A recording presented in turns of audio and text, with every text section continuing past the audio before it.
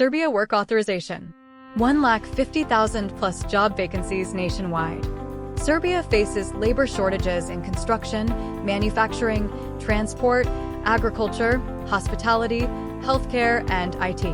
Labor market data is monitored by the Statistical Office of the Republic of Serbia and the National Employment Service. Average salary 85,000 to 110,000 RSD per month.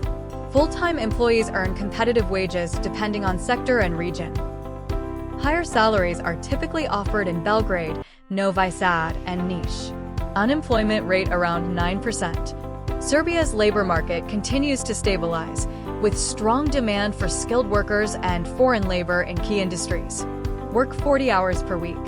The standard full-time working week in Serbia is 40 hours under the labor law. Minimum 20 paid leave days per year. Employees are entitled to at least 20 working days of paid annual leave, plus public holidays. Minimum salary approximate 47,000 RSD per month. The national minimum wage in Serbia is regulated by the government and adjusted periodically.